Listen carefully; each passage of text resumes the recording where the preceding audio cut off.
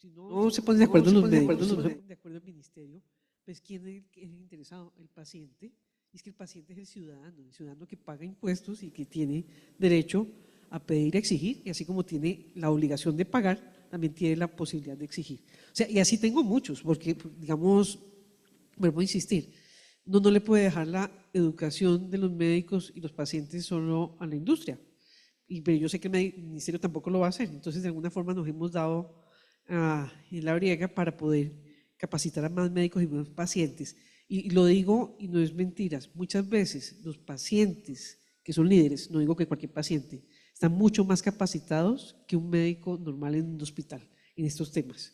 Ustedes son, yo estuve ya preguntando, yo no entendía mucho el logo, después lo entendí, y ahorita cuando vi todos los logos lo entendí más. Ustedes son líderes de pacientes. Seguramente la gente que está en sus bases no es igual que ustedes, pero tienen una responsabilidad gigante porque están más informados, porque están más educados, porque de alguna forma tienen liderazgo que les da visibilidad, ya que los mandaron a este tipo de reuniones, y luego tienen una responsabilidad también de informarse y de juzgarse uno mismo. Uno todas las noches se acuesta y uno dice, dormí tranquila, no dormí tranquila. Yo normalmente duermo muy tranquila. Eh, para mirar si uno lo está haciendo bien o mal. Yo creo que no hay la conciencia de uno, la que deja o no deja dormir. Si uno está haciendo las cosas bien, no duerme muy bien todas las noches. Entonces, y se lo digo no desde la parte técnica, porque le puedo hablar de toda la parte técnica, pero es lo que veo que va funcionando y no. Y pues sí, a veces los pacientes no son fáciles, porque no lo son. A veces son y vienen y, digámoslo, coloquialmente atacan, pero también el ministerio tampoco es fácil. Entonces yo siempre acabo como en la mitad, como en el sándwich, tratando de mirar cómo me acomodo para no salir tan lesionados, pero para poder ayudar a mantener el equilibrio. Entonces, pues yo creo que hay que ser un ser humano decente, bastante decente, tratando de mejorar cada vez, respetando a los demás, haciendo transparente para que el tema sea legítimo y que cada cual asuma su responsabilidad, que es educarse bien para poder tener un diálogo con un nivel y una altura. No el pobrecito paciente y yo soy el legislador o la persona que dicta la norma. Nos ponemos a un nivel que es técnico, usted hace su labor. Mi labor no es hacer las evaluaciones de tecnologías, porque para eso está la gente de la caja o del ministerio. Mi labor es ser crítico con respecto a lo que hay o no hay. Ya le devuelvo su. Muchas gracias. Doctor Pérez, desde su experiencia, ¿cuáles son los principales retos y oportunidades que observa para que Costa Rica implemente una mesa de evaluación de tecnologías sanitarias con un enfoque participativo? ¿Cuáles serían los primeros pasos prácticos para iniciar este proceso a corto plazo? Algo nos habló ahora, pero queremos escuchar un poco más. Sí, gracias. Bueno, a ver, creo que es un tema que a Hugo y a mí nos apasiona, pero seré muy breve. Lamentablemente, para hacer una agencia de evaluación de tecnologías sanitarias en Costa Rica, pues es un reto enorme porque hay muchas legislaciones que habría que cambiar, armonizar, habría que tener una ruta muy bien establecida, ¿verdad? Eso hablando desde el ámbito político, ¿verdad? Porque esto sí se ha hablado, ¿verdad? Eso no puedo mentir, se ha hablado desde la Caja, el Ministerio de Salud, pero hay que involucrar digamos, por la parte política de Costa Rica y cómo está conformada otros ministerios, Ministerio de Economía, por ejemplo, el MEIC, ¿verdad? Entonces, hay muchas cosas que tenemos que organizar. Ese es un reto para Costa Rica, para hacer una agencia de evaluación de tecnologías sanitarias. Sí es importante, ¿verdad?, que ustedes conozcan con lo que acabamos de decir. Las evaluaciones de tecnologías sanitarias se dividen en varias cosas, ¿verdad? Lo más importante aquí, las mayores evaluaciones de tecnología son los medicamentos a nivel mundial, que representan un 80, un 85% de todas las tecnologías.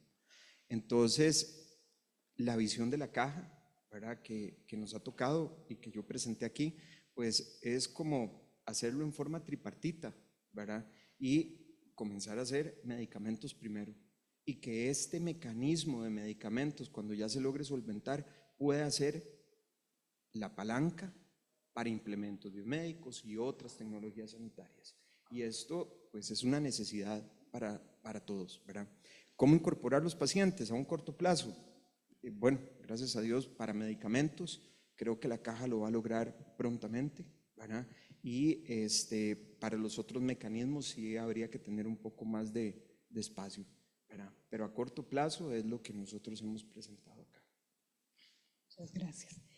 Doña Gloriana, desde su perspectiva de la Federación y las experiencias de los pacientes, ¿cuáles son las necesidades y expectativas principales de los pacientes en relación con la evaluación de tecnologías sanitarias? ¿Cómo visualizan la participación de los pacientes en esos procesos en Costa Rica? Sí, bueno, yo creo que lo principal es pues que se nos tome en cuenta. En este foro hemos estado hablando mucho de los pacientes y la verdad es que si los pacientes no están ahí, nada hacemos con el sistema sanitario. Si no hay enfermos, ¿para qué están los médicos, verdad? Los hospitales. Entonces, realmente en este proceso de evaluación de tecnología sanitaria, lo primero que necesitamos es que los pacientes puedan participar. También, bueno, y eso quiere decir, por ejemplo, que sean incluidos en las mesas de diálogo, que los pacientes estemos instruidos en las diferentes patologías a las cuales representamos. Aquí va un llamado a todas las líderes de asociaciones, ¿verdad?, que estamos aquí. Y también, pues, que se nos incluyan, no simplemente invitándonos a sentarnos a una mesa y diga usted lo que quiere decir y después ya, ok, si me acuerdo, si se terminó, no me acuerdo ni qué fue lo que dijo, sino que sea con parámetros claros de que cuál va a ser nuestra participación y que se nos oiga realmente. Muchas gracias. Doctor Pérez, basándonos en los puntos discutidos, Ricardo. Bueno, sí, perdón. Basándonos en los puntos discutidos, ¿cómo considera que podría estructurarse un proceso de evaluación con participación activa de los pacientes dentro de la Caja Costarricense de Seguro Social? Esta mesa puede ser considerada como un plan de acción concreto a corto plazo. Fue más o menos lo que pues, sí. Ahora… Bueno, vamos a ver, creo que es muy importante que ustedes sepan, porque no me gusta mucho decir, ¿verdad?, los planes que uno tiene, porque realmente uno, si no los dice, sí se hace. Entonces, vamos a hacer ¿verdad?, lo menos posible.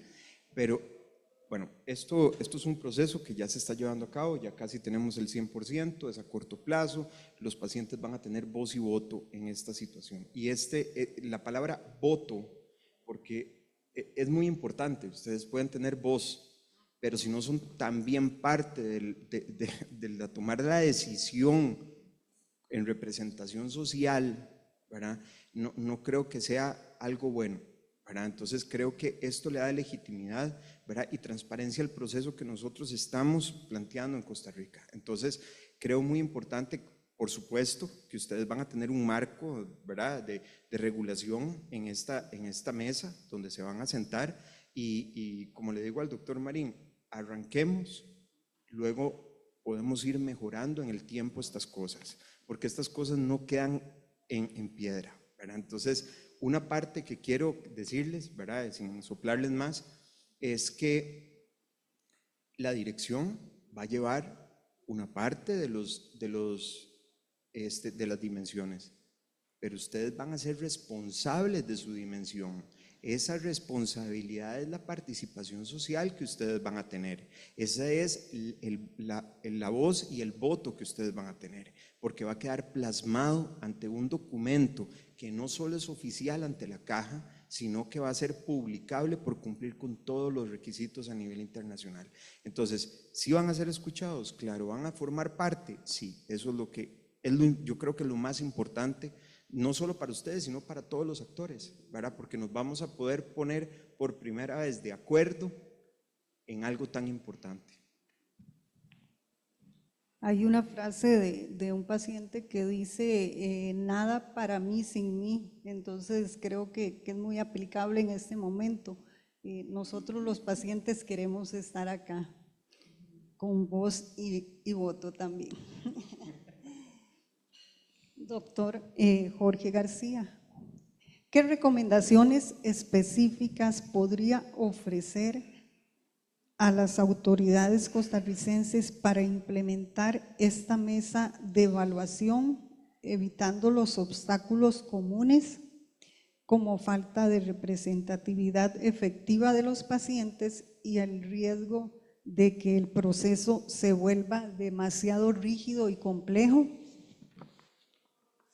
Bueno, eso es muy difícil de evitar, es muy complicado.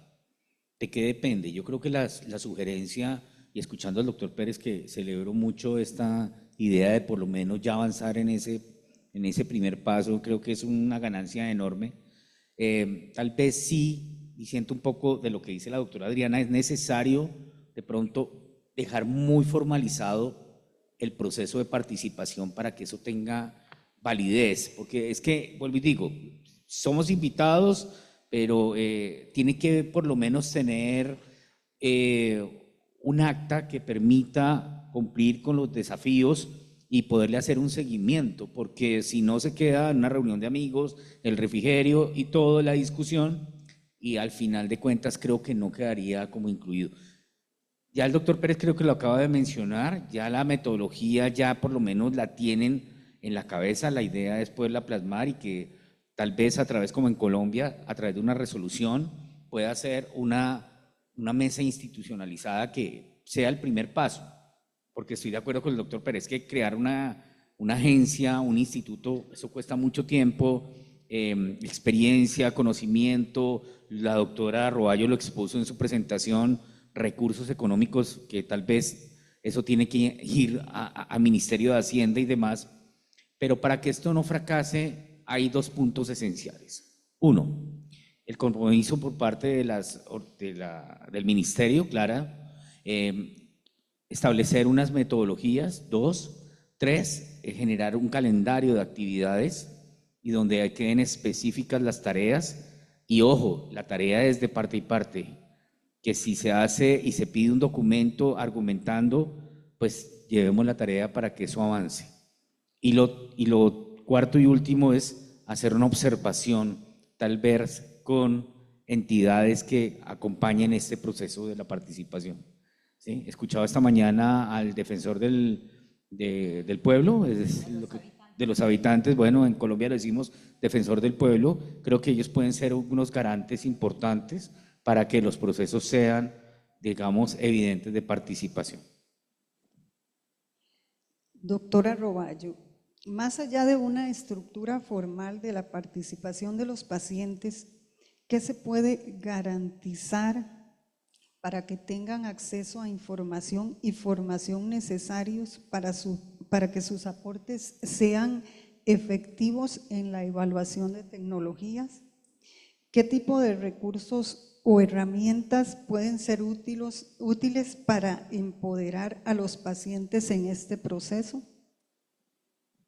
Yo creo que está dicho, tienen que estar educados, hay que facilitar mecanismos que permitan educación, hay que hacer procesos fuertes, no únicamente para pacientes, sino también para población general, incluso para grupo médico y administrativo, en que se comunique o se traslade el conocimiento de una forma más sencilla.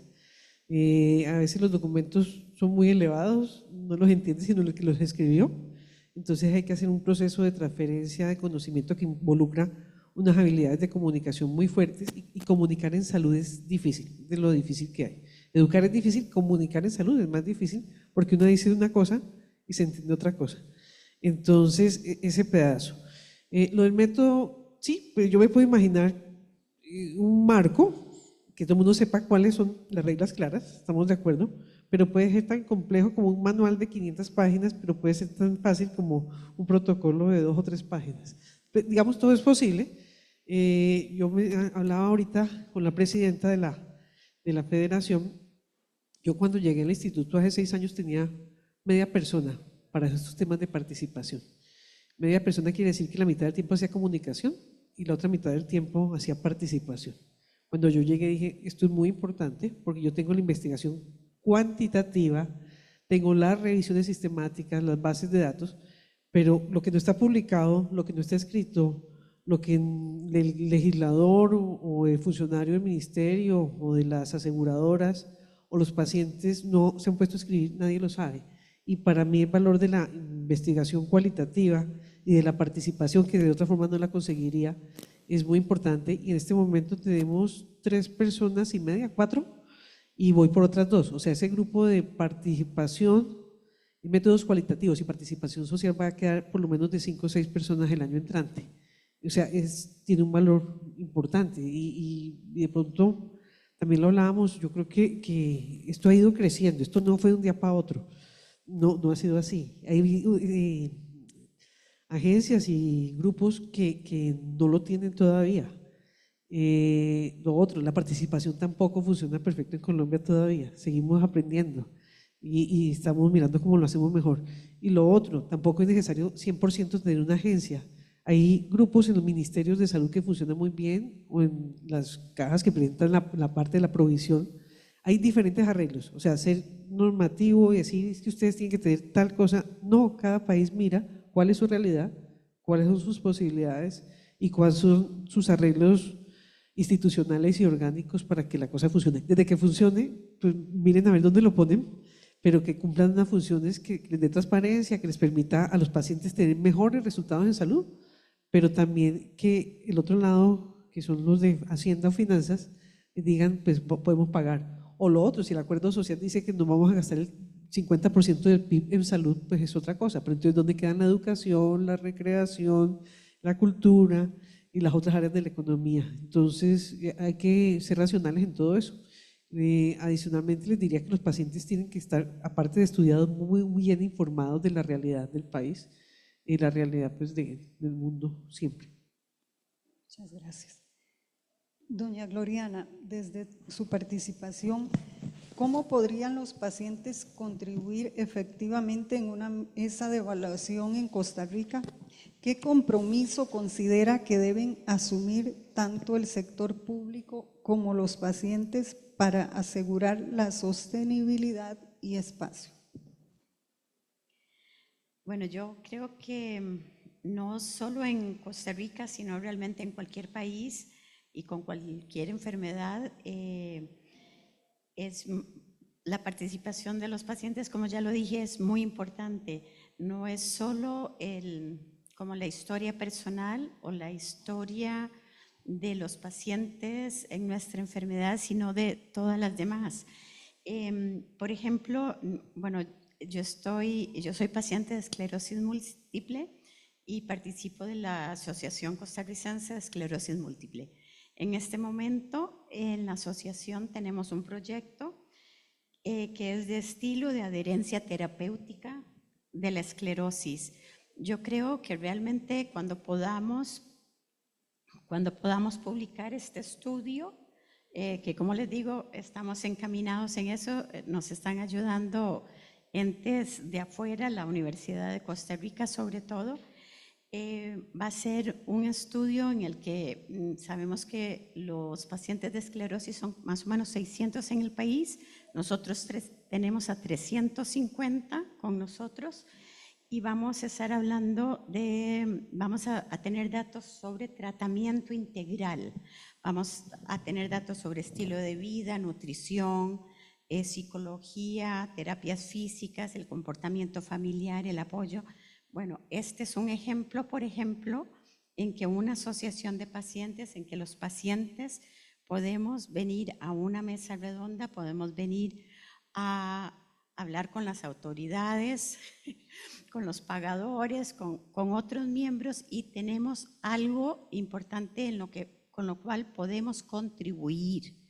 Yo creo que es muy importante que estemos capacitados, que sepamos de lo que estamos hablando, bueno, como decía la doctora, y también no solo de nuestra enfermedad, sino de la realidad nacional.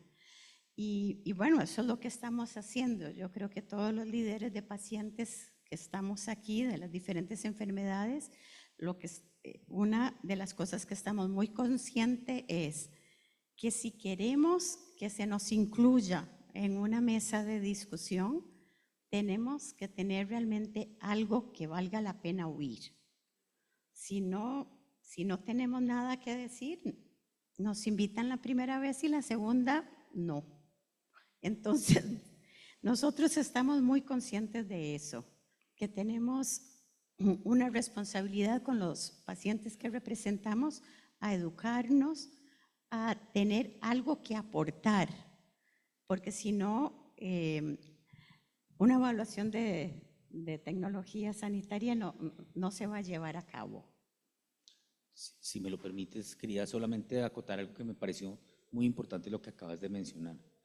Estos grupos de trabajo que se hacen al margen de estos procesos de participación son los que enriquecen. Esos estudios, esos espacios donde hacia afuera hay agencias que nos educan y nos forman, nos hacen mucho más fuertes para que la participación sea mucho más incluyente y más efectiva. En Colombia, por ejemplo, tenemos varios grupos en los que intervienen varios actores, incluyendo hasta la misma industria farmacéutica, y ahí declaramos los conflictos de interés, donde ellos nos forman, nos educan, y nosotros también tenemos que dejar las cosas muy claras. Hasta aquí nosotros podemos llegar porque hay un código de ética que también está dentro de nuestras organizaciones, hasta dónde podemos llegar para poder tener ese diálogo franco y transparente, para que no se nos señale que es que somos enviados por la industria farmacéutica, pero es necesario que alguien nos ayude a entender y educarnos, y en el momento en que tengamos que decir me aparto de la votación porque con estos conflictos de interés ya se entrará a dilucidar. Pero eso es muy, muy valioso, muy importante. Todo el año estamos preparándonos para ese momento. Muchas gracias. Para ir cerrando el conversatorio, hoy hemos hablado de la importancia de la participación genuina y significativa de los pacientes en el proceso de evaluación de tecnologías sanitarias.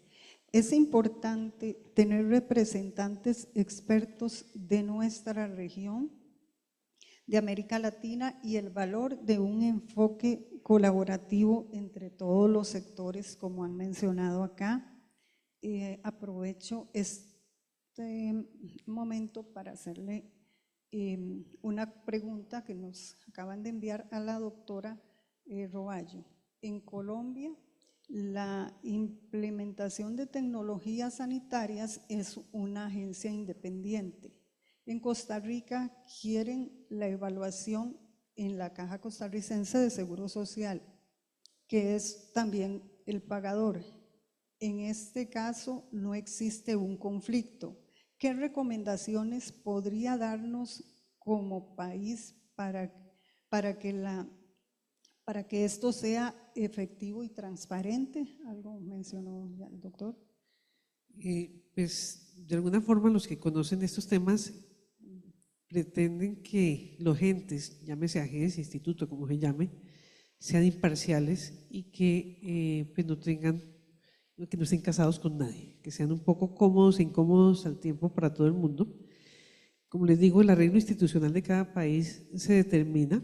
Lo que le da la confianza, que también vuelvo a insistir, es que sus métodos sean construidos técnicamente, que sean discutidos y que sean transparentes, que sean trazables, que estén basados en la evidencia, que además sean deliberados con los grupos de interés, pero que sean métodos explícitos. Vuelvo a insistir, yo no puedo hacer una evaluación hoy de una forma, pero la próxima vez como no me sirve, entonces la hago de esta otra forma.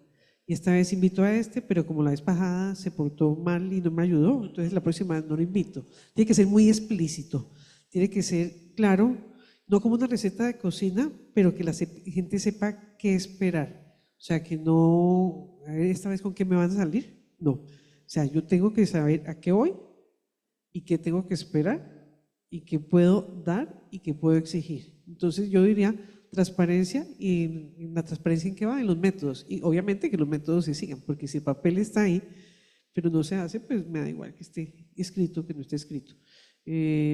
Lo otro, también uno tiene que ser muy crítico. Esto es un proceso que no está totalmente inventado. La tecnología va cambiando, los métodos van cambiando, la gente se va capacitando.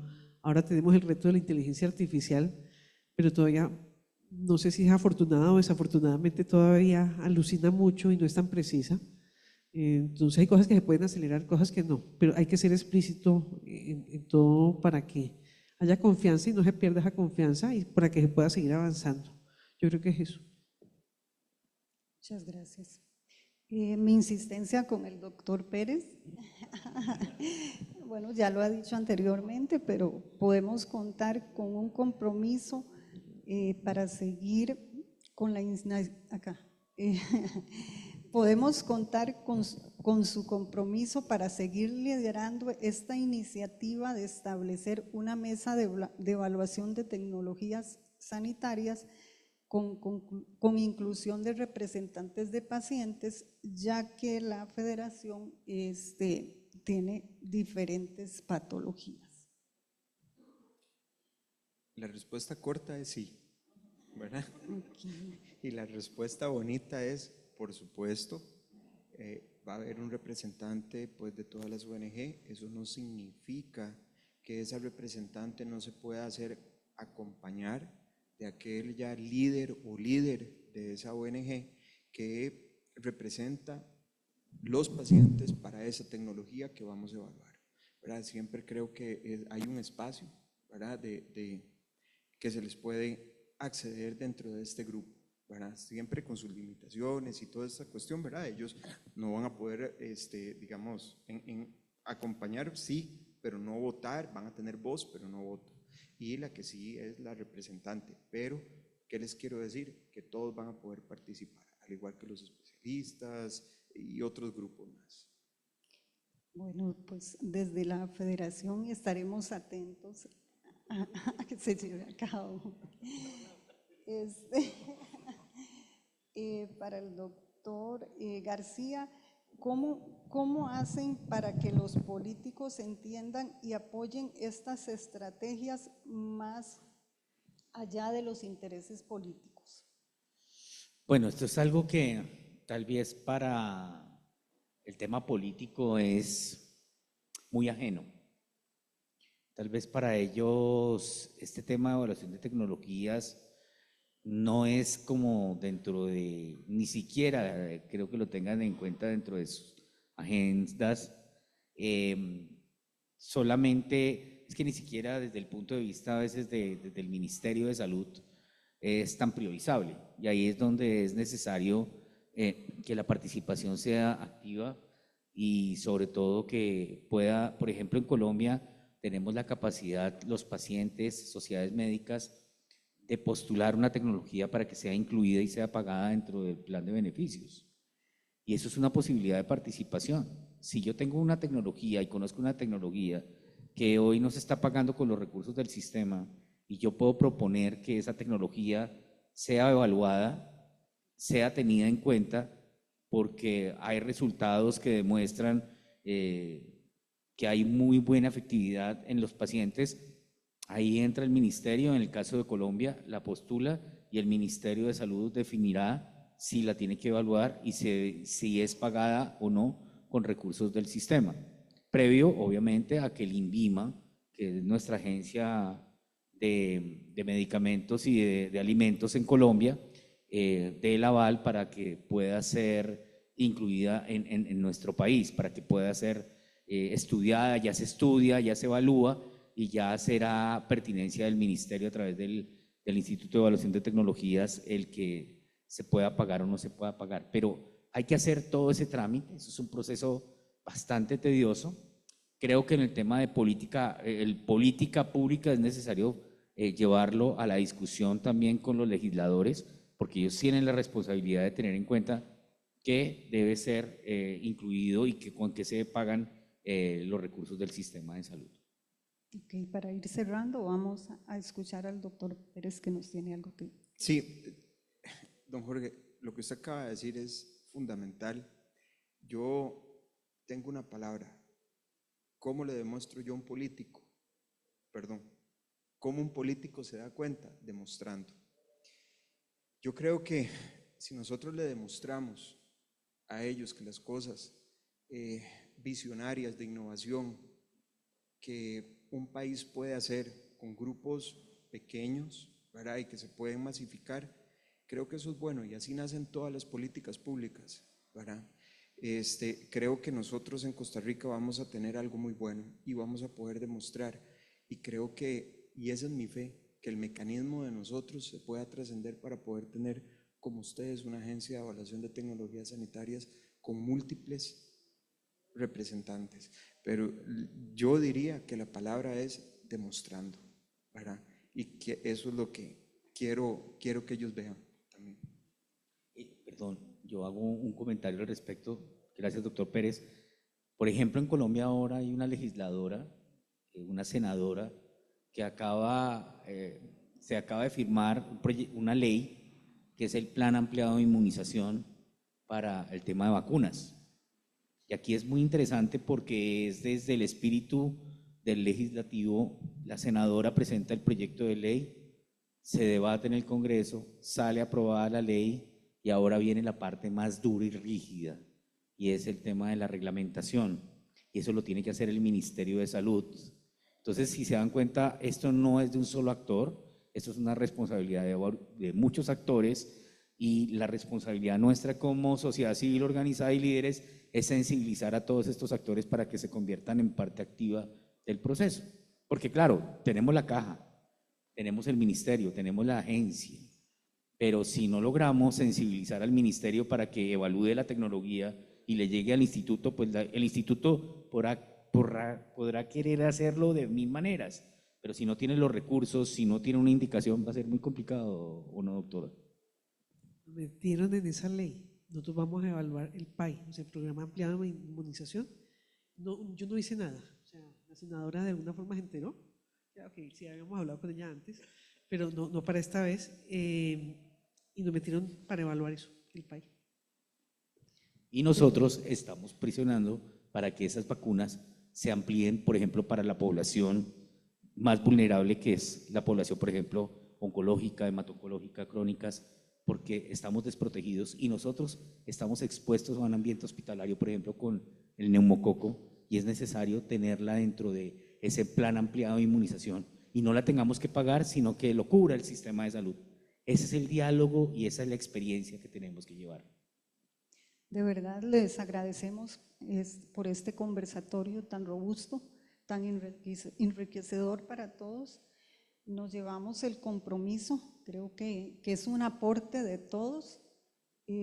Muchísimas gracias por su tiempo, por su valiosísimo tiempo, y esperamos que en salud sea un sistema más inclusivo, más participativo, y que en Costa Rica pronto, en los próximos meses, estemos hablando de tecnologías sanitarias ya incluyendo los pacientes. Doña Gloria, finalizamos con doña Gloriana, que tiene algo que leernos. Bueno, yo les iba a compartir, como les dije, soy paciente de esclerosis múltiple, me diagnosticaron hace 10 años y en una actividad nos pusieron en algún momento que si queríamos escribir algo, bueno, como cómo nos sentimos cuando nos dieron el diagnóstico y los primeros años. Entonces, bueno, yo escribí una carta que se le escribía a la esclerosis, como si fuera una persona, la personifiqué y entonces se las iba a compartir. Llegaste sin ser invitada el 16 de abril del 2014. Te paraste por la espalda y susurraste a mi oído: esclerosis múltiple, nombre que nunca antes había escuchado. Apareciste en mi vida y me llenaste de preguntas, de miedos y de sentimientos tan encontrados que solo quería huir de ti y no volverte a ver nunca más. Pero eso no era una opción. Por esta razón decidí mirarte fijamente y dejar que me miraras, entenderte y darme cuenta que venías dispuesta a quitarme cosas que yo no te quería dar. Sé que quieres hacerme dependiente de todos los que están a mi alrededor, para que no pueda valerme por mí misma. Me tiras al suelo cada vez que puedes, con depresiones y dolores que casi no me dejan levantarme de la cama por días. Y me cansas tanto que a veces me pregunto si podré volver a ponerme de pie.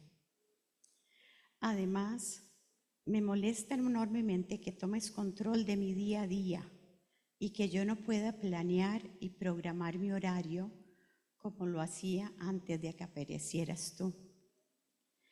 Me da horror el que me nubles la vista, como ya lo has hecho, o que me dejes sin poder mirar del todo y saber que no puedo hacer nada para mitigarlo o evitarlo. Ahora, como no me puedo deshacer de ti, mejor te digo algunas cosas de mí y espero que las sepas y las entiendas para que de esta forma nos podamos llevar mejor. No me vas a vencer, me podrás fatigar,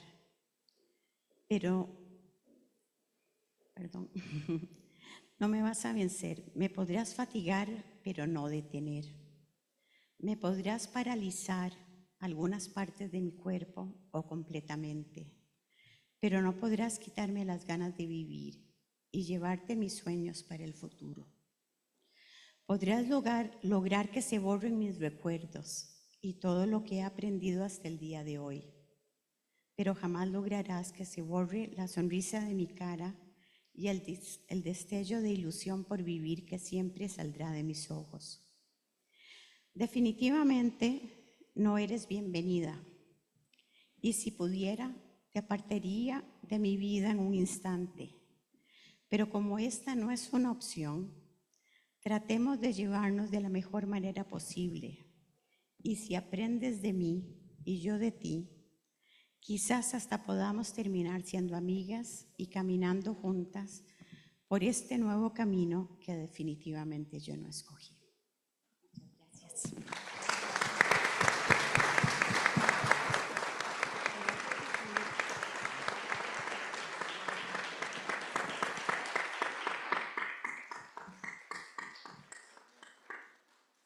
Muchas gracias. Damos por terminado el conversatorio.